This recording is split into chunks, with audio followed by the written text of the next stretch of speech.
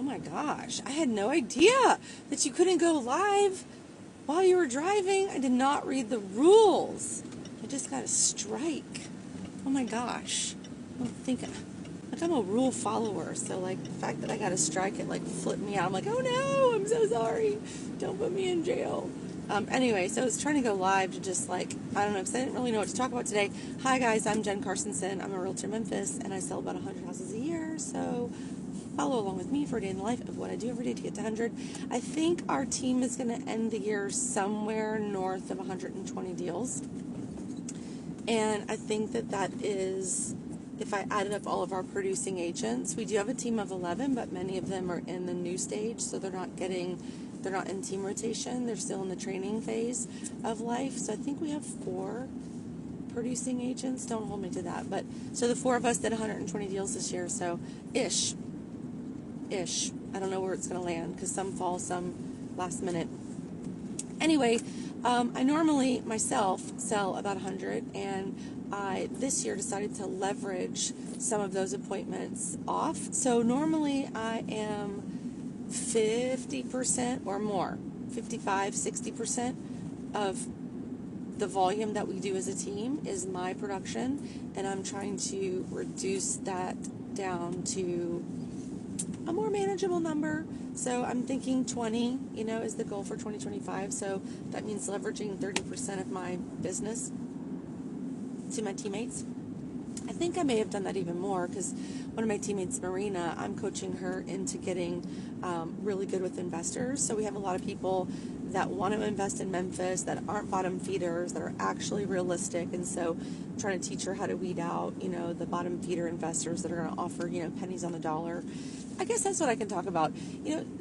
People's perception of investors. Like, do you guys think that they're all crap? They're all just like bottom feeders? I mean, I don't. I know how to weed them out. So, you can ask some questions to figure out what their level of seriousness is. So the people that we work with, I'd say maybe 40% of my business is working with investors. So, I mean, they are a viable source of business. And in fact, when the market's really down, many, many times in my life, investor deals have kept me afloat. So don't knock investors until maybe you just don't know the right path to get to them or to get to the ones that are serious. But the guy I talked to yesterday from New York, we talked for like 2 hours over the course of like several days. That's the guy that just had terrible advice given to him for what he could sell his house for. But we are going out to that house today to take a look at it, and we'll definitely be able to sell it. And we're hoping that we can sell it to a traditional homeowner, because many, many times when you have an investor call you to sell a house, the tenant's in place, and you can't obviously sell a house with the tenant in place to a homeowner. I mean, I guess there's a workaround, but it's kind of dicey.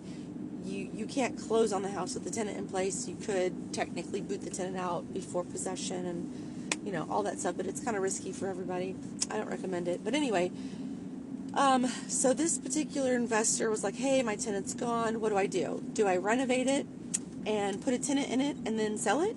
Or do I renovate it and leave it vacant? Or do I not renovate it and leave it vacant? And we kind of talked through all those scenarios, and I love that scenario because it's kind of dependent on the area. For example, there's a house that we have listed on Ivan Street, and that guy had a tenant leave, left about $2,000 or $3,000 worth of damage to the house, or needing things to be done. And he and I talked for maybe 3 or 4 times, and he's like, I don't know what to do. What should I do? What should I do? And I was like, I know exactly what you do. You definitely don't put a tenant in place, because you can get way more money if a traditional homeowner buys it. And here's the data that supports that, because your max rent is like da-da-da, and the mortgage is going to be da-da-da. And I'll just tell you, if I can remember, this is like off the top of my head, so I don't quote me on the exact numbers, but you'll get the idea. He paid $95,000 for the house 7 years ago. And when he wanted to sell it, his property management company told him that they'd give him $110 for it. because his rent was like $1,100.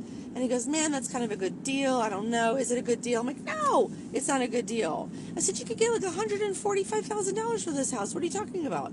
He said, well, then should I do the repairs? I go, yes, they're only $2,000. So this PM company is going to offer you $110,000 for a house for $2,000 worth of repairs.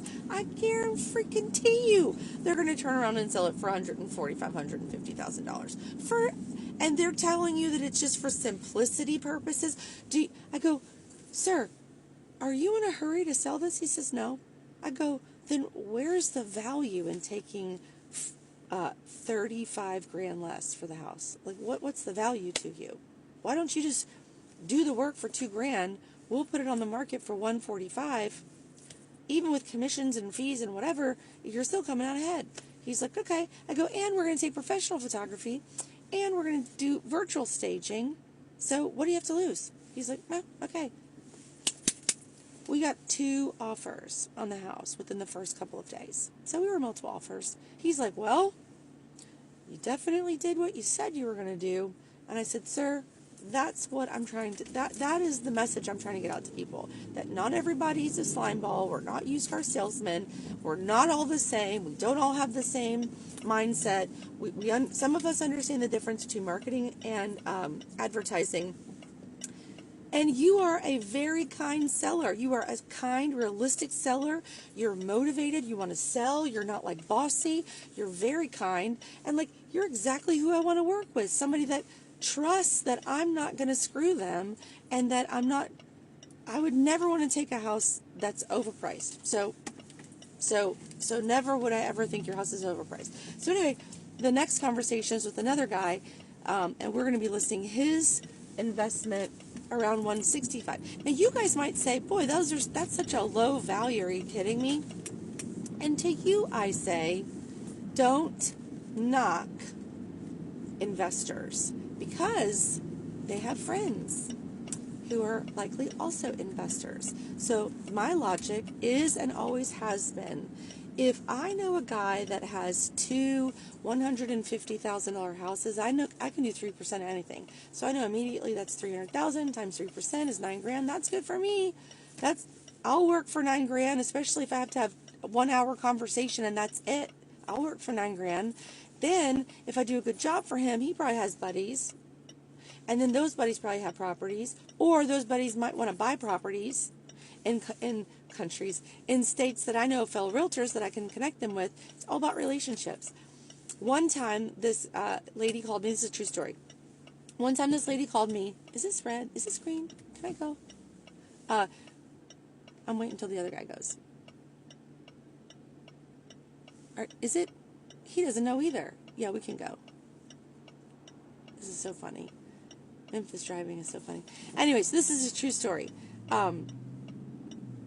I got a call on a random call on a Saturday from a random number. I normally don't answer my phone from random numbers, but I decided to take a chance. I don't know what I was thinking. Maybe it was a God thing. Anyway, this lady calls me. Her name is Rhonda. I'm pretty sure. Rhonda was with Weichert Realtors. And she goes, hey, I'm sorry to bother you on a weekend, but I have an urgent request. I said, yeah, what's up? How can I help you? She goes, do you work with investors? I said, all the time. She goes, okay, great. Well, I have an investor who's got to liquidate a portfolio. The portfolio has 75 houses. And I'm charged with the task of helping him find a realtor. Now listen, I need you to do 75 CMAs for me by Monday. I started laughing. I was like, there's no way. There's no way. Sorry, no. And she goes, no, I'm being for real. And I go, well, listen, if I do this, how do I know, how do I know that you're legit? And she goes, all I can tell you is that I am. Can you help me? I said, you're not going to pay me at all for any of, no. I'm like, what the hell? So, I did it with the help of my assistant, April. We did it together. I got them. I sold all of them over a 3.5-year period. So don't knock it till you try it. Have a great day.